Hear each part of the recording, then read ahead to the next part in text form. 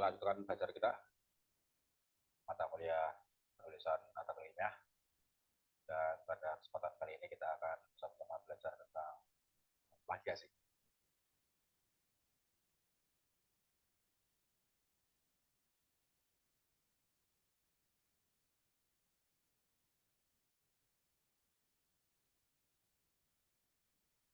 Ya, ini suatu topik yang itu tentunya ya kita pelajari ya berkaitan dengan karya ilmiah ya, plagiasi.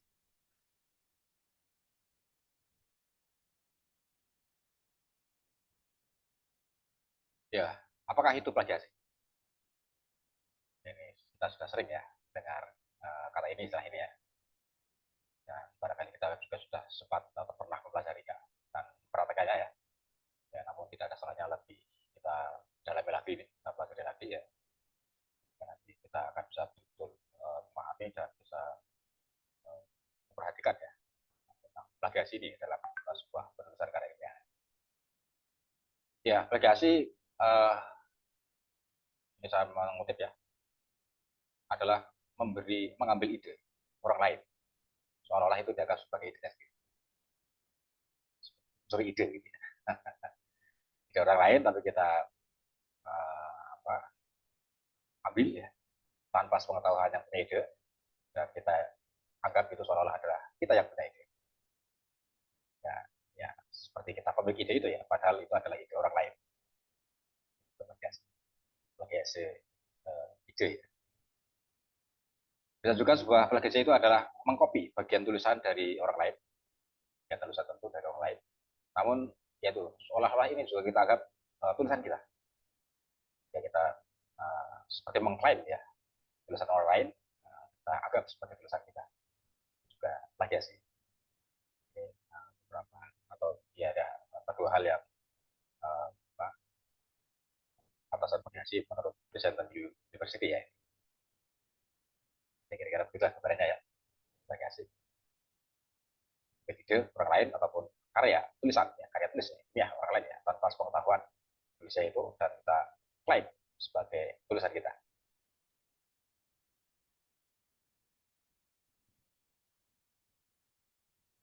Nah, orang yang melakukan plagiasi adalah atau disebut dengan plagiat atau kegiatannya namanya plagiat ya. Orangnya adalah plagiator ya. Plagiat ini kegiatan atau perbuatan ya, tindakan ya yang secara sengaja ataupun tidak sengaja dalam memperoleh atau mencoba memperoleh kredit atau nilai ya dari suatu karya ilmiah dengan mengutip sebagian atau seluruh karya ilmiah itu dari pihak lain ya yang sudah diakui sebagai karya ilmiahnya ya, tanpa menyatakan sumber secara tepat dan memadai. Kita mengutip karya orang lain, karya ilmiah orang lain, baik sebagian maupun semuanya, apalagi semuanya ya, dan kemudian tidak kita cantumkan sumbernya, sehingga soal itu milik kita sendiri. Ataupun kita cantumkan sumbernya, tapi tidak tepat ya, tidak pas ya, atau terjadi keliruan penggunaan sumber ya, nah, sehingga menjadi seperti uh, milik orang lain, padahal itu adalah milik penulis itu ya, kita kutip. Ya, ketika kita mengutip suatu sumber karya ilmiah ya harus betul-betul dilihat ya, diperhatikan akurasinya ya, ketepatannya dalam mengutip sumber. Ini penulisnya siapa?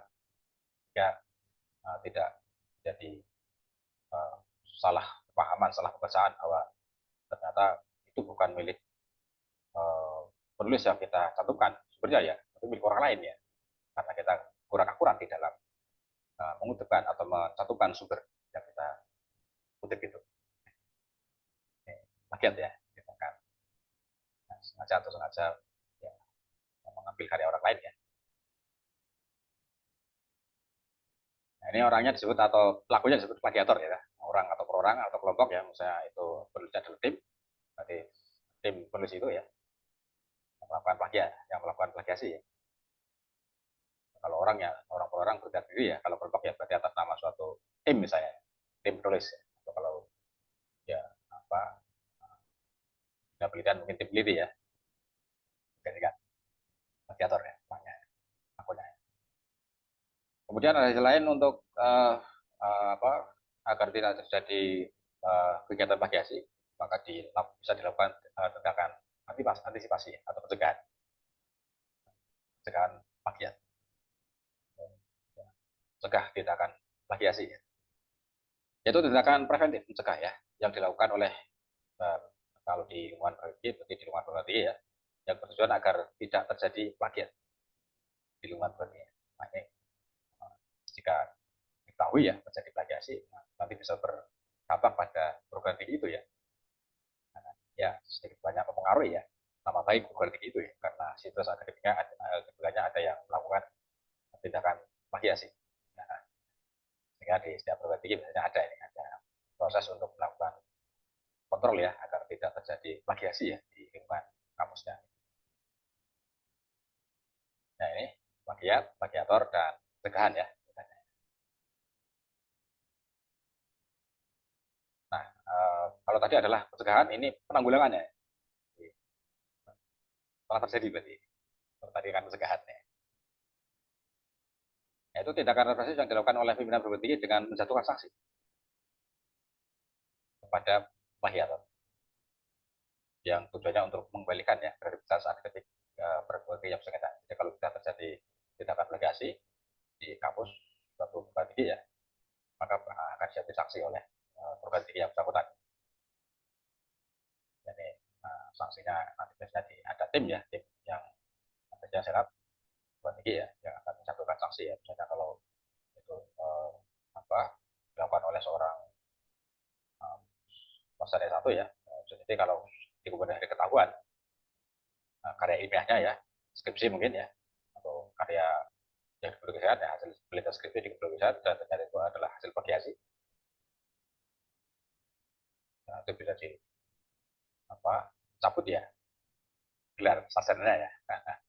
Atau kalau yang sudah banyak terjadi ya misalnya besar ya, besar yang ternyata di kemudian diketahui ya, nah diketahui bahwa karya ilmiahnya yang digunakan untuk mengajukan guru besar itu ada plagiasinya ya, bisa dicabut ya gelar guru besarnya ya.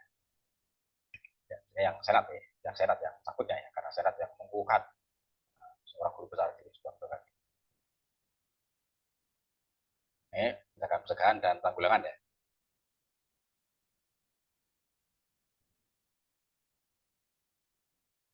Nah ini kalau tadi pencegahan biasanya ada kontrol deh.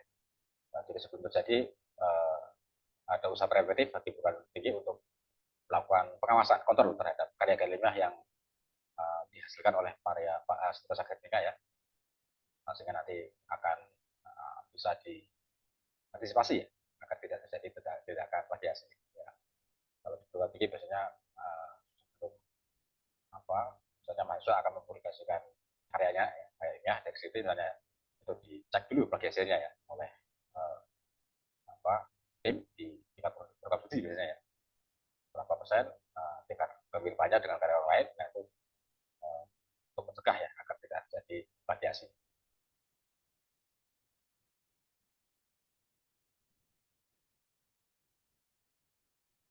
Nah itu kira-kira gambarannya ya, tambahnya sih dan juga tindakan pencegahan dan penanggulangannya. Kemudian kita lanjutkan ini penyebab ya, mengapa orang kok melakukan plagiasi?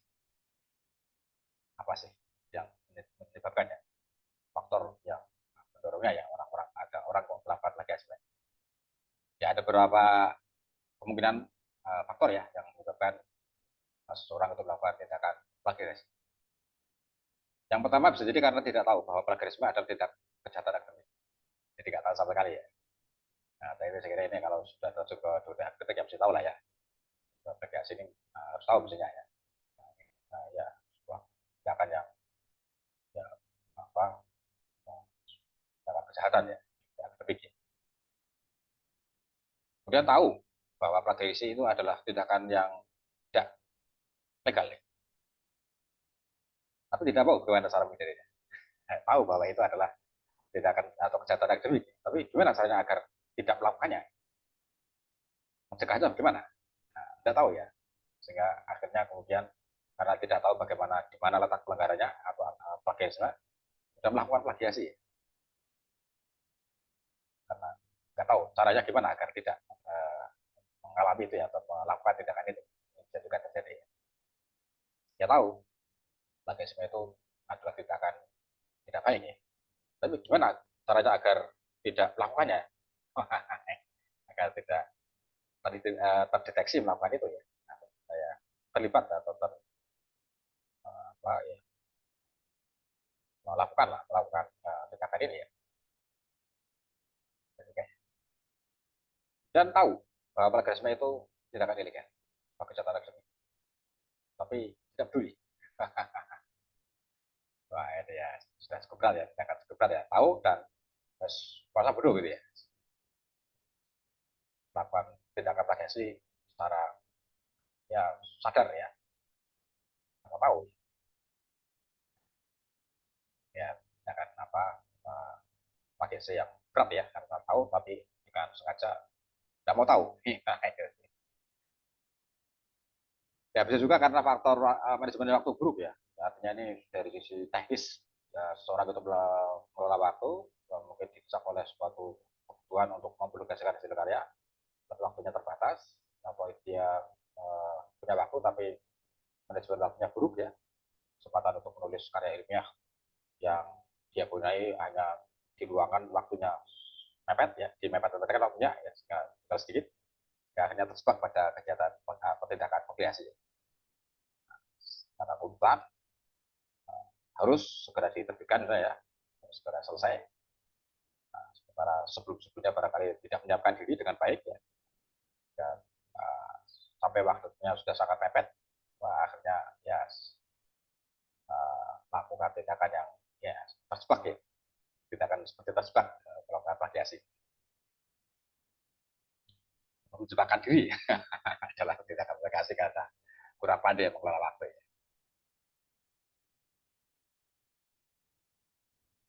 Ya, kemudian klasifikasi plagiarisme. Ini ada beberapa klasifikasi.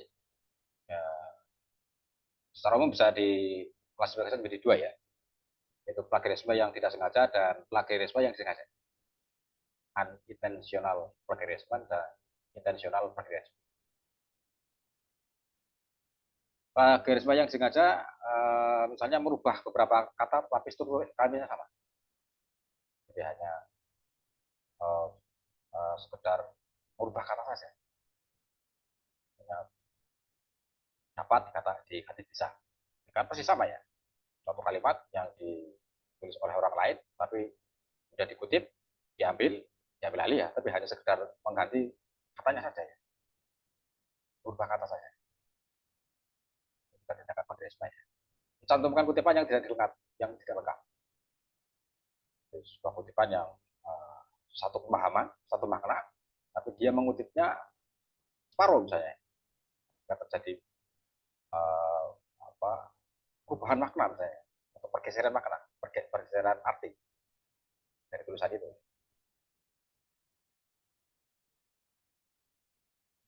Dan dikutip apa kutipannya juga tidak lengkap ya. Kutip nama orangnya atau tahunya ya, nggak ada tahunya barangkali malah ya, jika tidak teridentifikasi kutipannya ya, secara kutipan isinya juga tidak lengkap, kemudian dalam mengutip sumbernya juga tidak lengkap ya, secara sengaja dia lakukan secara sengaja ya. Dan cantuman kutipan yang salah atau lupa mencobakan kutipan, kutipannya salah, nah, namanya ini tapi kok ditulis nama orang lain ya,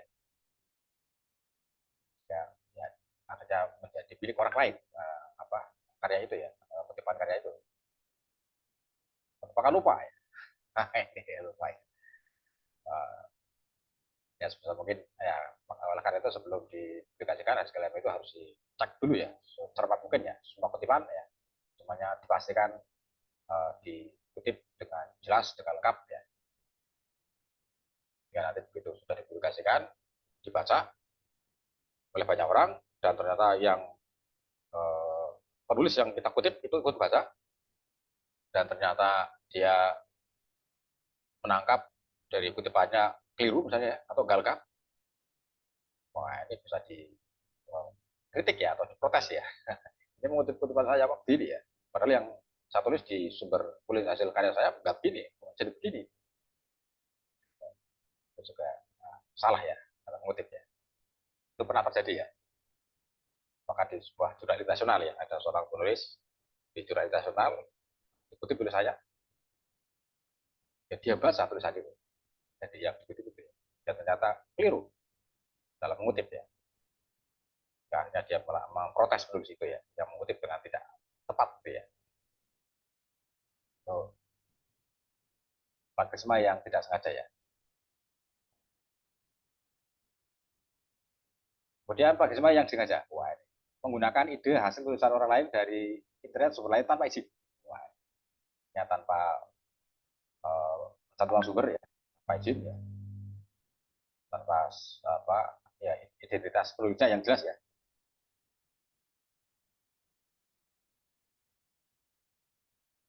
Mengcopy isai atau artikel dari internet atau lebih dari satu sumber tanpa menyebutkan sumbernya.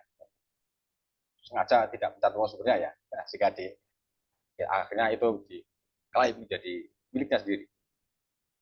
Jadi tulisan sendiri. Sengaja. Nah,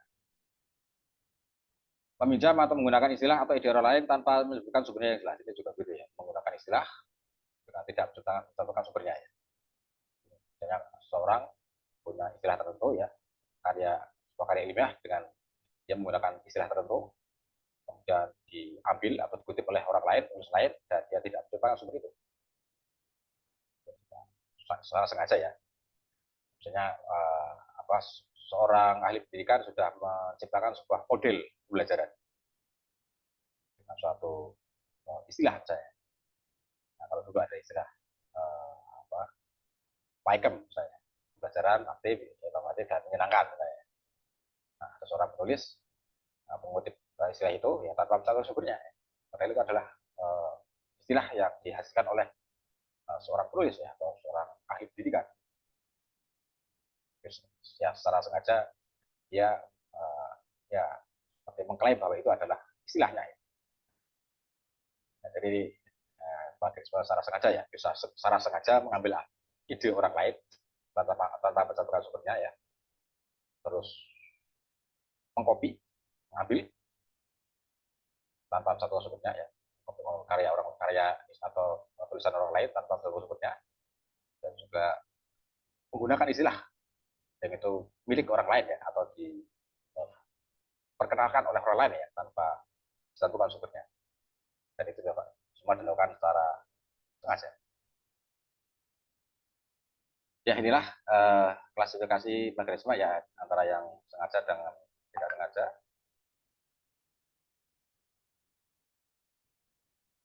Nah, kemudian nah ini tadi ya sama dengan tadi ya pelaku plagiator itu adalah semua pihak ya, yang secara individu, perseorangan maupun secara kelompok ya, bisa mahasiswa, bisa dosen, bisa peneliti ya, bisa tenaga pendidikan bahkan ya, juga bisa melakukan ini ya, tindakan plagiasi.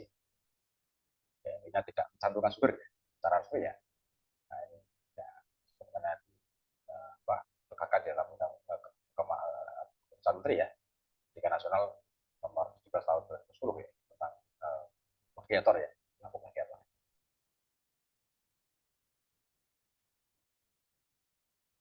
Ya itulah. Kemudian ini berikutnya adalah bagaimana kita mencegah ya, menghindari ya, agar kita tidak melakukan plagiasi.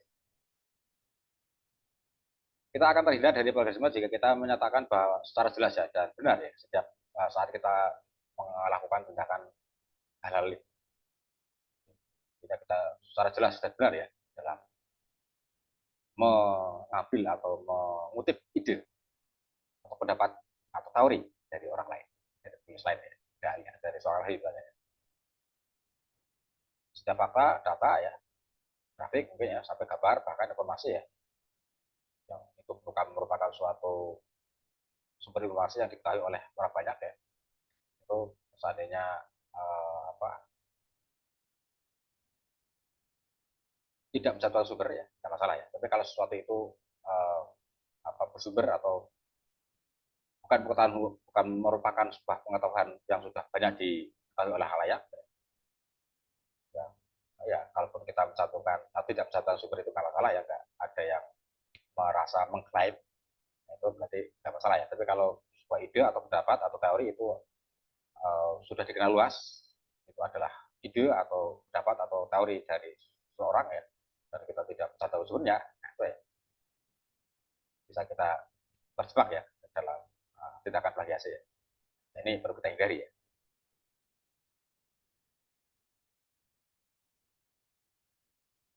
Tapi kalau misalnya kita menuliskan tentang ini contoh ya, ibu kota Indonesia pindah dari Jakarta ke Yogyakarta tahun 46. Nah, ini kan sebuah informasi yang sudah umum ya, sudah umum dan uh, ya secara historis, secara sejarah ini banyak yang sudah tahu ya. Kalaupun ini apa mungkin kita tidak mencapai sumbernya ya, tidak masalah ya. Karena ini bukanlah sebuah ide, bukanlah sebuah pendapat ya, bukanlah sebuah teori dari seseorang, tapi ini sudah menjadi common knowledge, pengetahuan umum.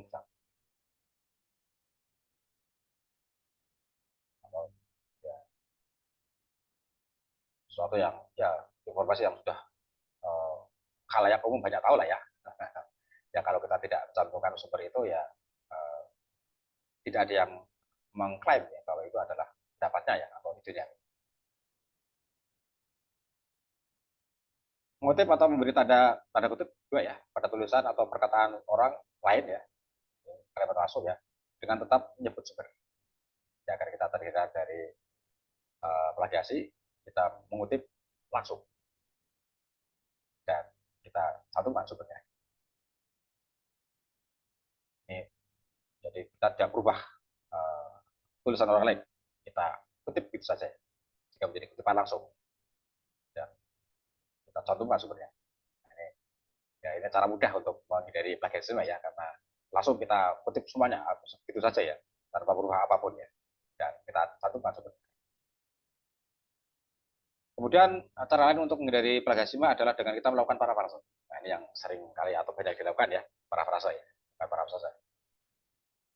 Atau menuliskan atau mengucapkan atau mengungkapkan ya ide orang lain dengan kalimat kita sendiri dan tetap satu sumber. Kita mengutip karya orang lain, tulisan orang lain, nah, tapi dengan bahasa kita sendiri tanpa merubah makna, tanpa merubah artinya dan kita cantumkan sumbernya. Ini juga aman ya, tidak uh, apa atau bukan melakukan suatu tindakan plagiasi. Nah, jadi ini beberapa cara ya untuk menghindari plagiarisme yaitu dengan cara mengajukan sumbernya jika kita mengutip ide pendapat orang lain ya. Nah, tentunya kalau itu adalah sesuatu yang common knowledge ya, pengetahuan umum ya kita bisa atau boleh ya tidak mencantumkan sebuah sumber ya karena itu sudah menjadi pengetahuan umum ya. Kemudian mengutip langsung dengan satu sumbernya ya atau melakukan paraphrase.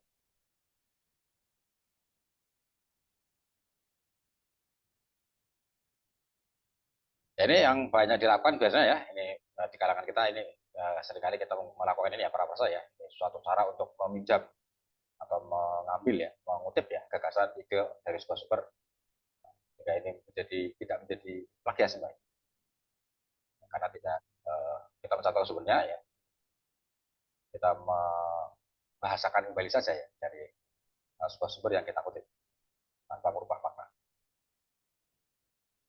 Ini saya kutip ya. Para prasa merupakan cara mengekspresikan apa yang telah ditulis dan dikatakan oleh orang lain dengan menggunakan kata-kata yang berbeda agar membuatnya lebih mudah untuk mengerti. Itu saja ya, hanya sekedar membahasakan kembali ya apa yang kita kutip dengan bahasa kita sendiri ya.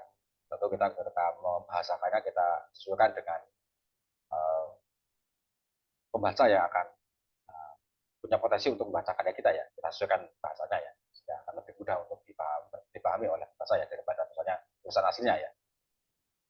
Kita itu bisa menjadi penghubung ya antara penulis yang menghasilkan sebuah karya kemudian kita bahasakan dengan bahasa kita sendiri dan nanti akan dibaca oleh khalayak yang kita tuju ya atau yang berpotensi untuk membaca karya kita dengan lebih mudah. Ya, para penulis merupakan kutipan yang menggunakan kata-kata sendiri untuk mengungkapkan ide yang sama. Selain membuat gagasan tersebut lebih mudah untuk dimengerti, para penulis juga dapat juga digunakan untuk menjaga koherensi dan ketuhan alur tulisan. Ketika kita mengutip beberapa sumber tulisan ya antara sumber satu dengan sumber lain itu agar apa punya keterkaitan yang lebih erat ya kita menghubungkannya bisa dengan kata atau kita membahasakannya dengan bahasa kita sendiri sehingga akan ya lebih mudah ya koherensinya ya. Mungkin kalau dikutip langsung dari bahasa sumbernya akan uh, agak tidak terlihat ya koherensinya dengan apa kutipan yang lain ya. Tapi dengan kita parafrase antara satu sumber kutipan dengan sumber kutipan yang lain ya, dengan bahasa kita sendiri ya, maka akan lebih mudah ya kita lebih mudah ya dicari koherensinya ya keterkaitannya antara satu sumber dengan sumber lain yang kita kutip. Nah ini parafrase ya, ini teknik yang biasa atau banyak kita gunakan ya parafrase.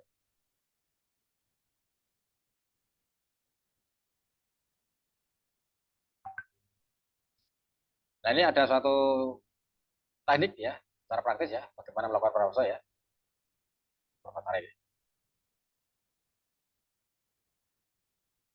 Yang pertama adalah kita membaca sumber asli.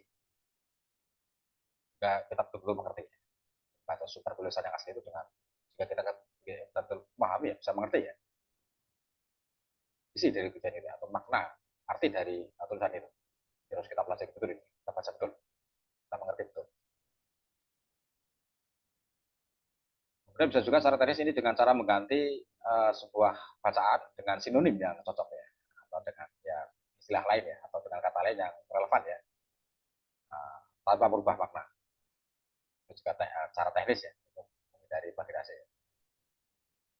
Tapi ya tentu tetap dengan mengutipkan sumbernya ya, tidak hanya sekedar mengganti kata ya.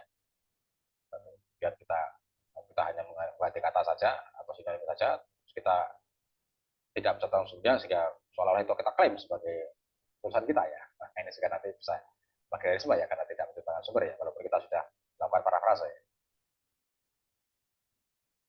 Nah, bisa juga dengan mengganti bentuk tata bahasanya. Nah, kita kalau kita mengutip sebuah sumber dalam bentuk kalimat aktif ya, nah, bisa kita ubah bentuk uh, kalimatnya menjadi bentuk kalimat pasif misalnya. Jadi ini kan sangat dikenal ya setelah tulisan ilmiah itu lebih banyak menggunakan kalimat pasif. Ini juga bisa ya. Dan yang berasal dengan merubah uh, kalimat dari kalimat aktif jadi kalimat pasif ya atau sebaliknya ya. Tapi tentu dengan tetap menentukan sumber ya. Jangan pernah menggunakan kata yang sama dengan kata-kata pada bacaan asli. Ya. Kecuali kata-kata yang tidak ada sinonimnya ya. Kita bisa merubah kata dengan sinonim yang sama ya. Tapi kecuali untuk hal-hal yang kalau kita akan mengganti sinonimnya malah merubah makna ya malah susah atau sulit dijadikan padanan ya atau sinonimnya ya. Kita kutip gitu saja ya apa adanya ya kalau misalnya itu tidak tersedia ya padanan katanya atau sinonim. Janganlah membuat aturan cerita yang sama dengan bahasa asli. Ya, kalau misalnya adalah sebuah kisah ya, sebuah cerita ya. Uh, kronologisnya dibuat yang berbeda, jangan sama. Biar nanti kalau proses kalau itu adalah sebuah alur, itu kok alur ceritanya sama dengan alur cerita orang lain ya, punya orang lain, karya orang lain. Nah, itu nanti uh, bisa menjadi sebuah uh, plagiarisme alur cerita ya, kata punya alur yang salah ya. Kemudian kelompokan atau gabungan atau susun ulang ide-ide dari bacaan asli tanpa mengubah makna. Misalnya kita mengutip beberapa ide atau tulisan ya, jadi kita padukan ya, kita bahasakan dengan bahasa kita sendiri. Kita padukan misalnya kita mengutip dari tiga sumber ya, tiga penulis berarti ya. Tiga penulis ini hampir sama idenya ya, atau pendapatnya ya, atau ya karya tulisnya itu ya, yang kita kutip yang sama ya. Nah kita bisa kita padukan itu ya dengan bahasa kita sendiri. Tapi tetap masing-masing kita cantumkan sebenarnya ya. Karena kita berusaha untuk memadukan berbagai pendapat yang hampir sama. Ini beberapa cara teknis. Ya. Secara teknisnya bagaimana melakukan para prase.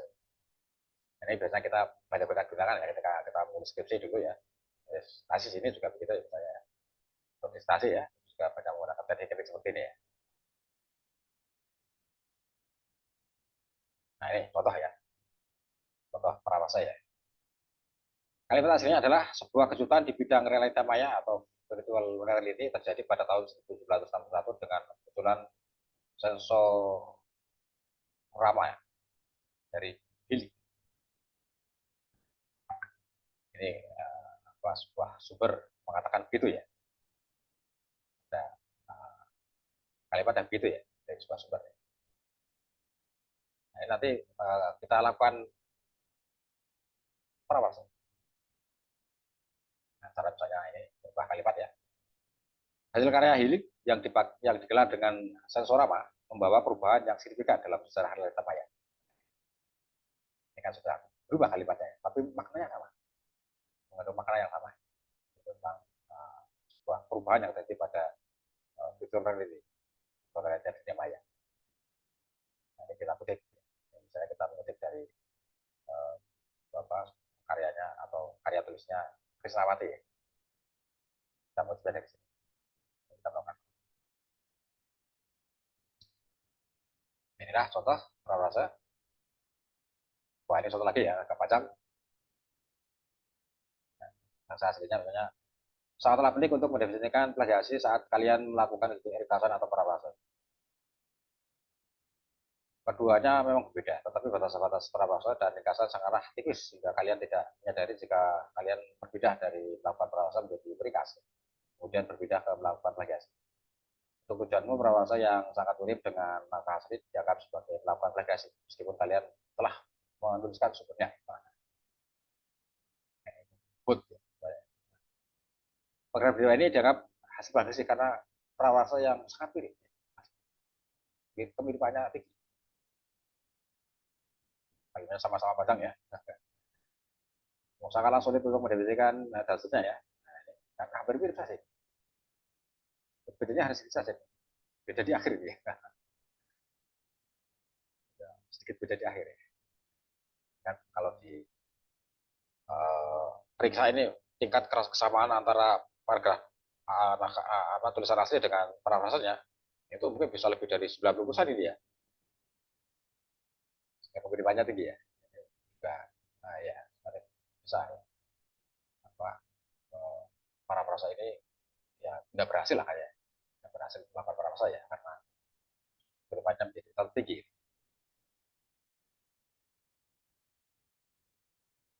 Ya itulah parafrasa ya.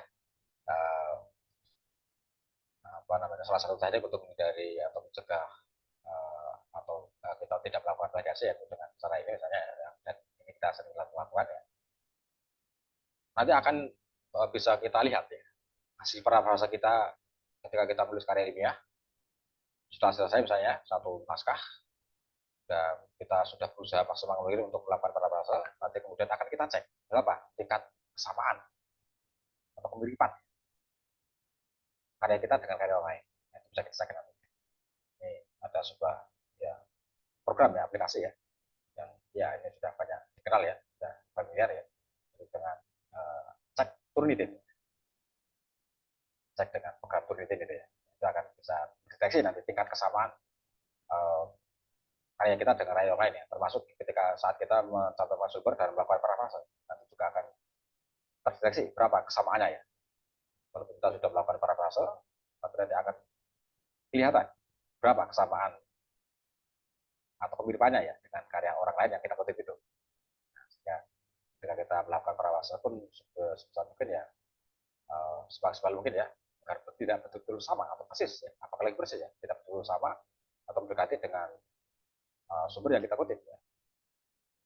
Ya ketika dicek kemudian nanti hasilnya ya apa, tingkat kesamaannya rendah gitu ya. Nah, ini sudah berlaku ya di hampir semua karya ilmiah ya. Semua karya ilmiah yang akan diberikan misalnya untuk bakal skripsi mahasiswa yang akan diujikan itu juga harus dicek plagiarisme dulu ya. Nah, misalnya di setelah diteliti itu hasilnya berapa? Nah, syarat untuk ujian skripsi misalnya itu tingkat kemiripannya setelah dicek penelitian itu ya minimal di bawah 30 30 ke bawah ya 30% tingkat kesamanya kalau di jurnal-jurnal itu malah lebih ketat lagi ya tingkat kesamanya ya jurnal internasional bisa sampai di bawah 50% 20% ya atau 50% kerjasamanya ya. Itu hasil cek komite. Ya nanti kalau kita menghasilkan karya ilmiah dan akan kita publikasikan ya, sobat jurnal ya, nah, kita harus cek dulu nih tingkat kemiripannya ya dengan karya orang lain ya, dengan tool itu tadi ya. Nah kalau mungkin kita belum memiliki aplikasi sendiri ya, kita bisa minta bantuan ya ke, ke institusi ya atau ke orang ya yang sudah punya program penelitian ya, untuk ngecek ya, memeriksa ya berapa tingkat kesamaan karya kita dengan karya orang lain. Itu dilakukan secara online ya, sehingga dia bisa uh, apa, lebih akurat ya untuk melakukan cek plagiasi. Ya, begitulah kira-kira Mas ya. Apa materi kita tentang plagiarisme ya, kita semakin menambah pengalaman kita tentang plagiarisme ini ya, dan bisa kita gunakan, kita terapkan ya untuk karya ilmiah kita ya. Ya, setelah kita akan lebih berhati-hati ya mempublikasikan karya ilmiah cepat ya, terbebas dari tindakan plagiarisme. Ya, baik, semoga bermanfaat bagi kita semua. Terima kasih. Wassalamualaikum warahmatullahi wabarakatuh.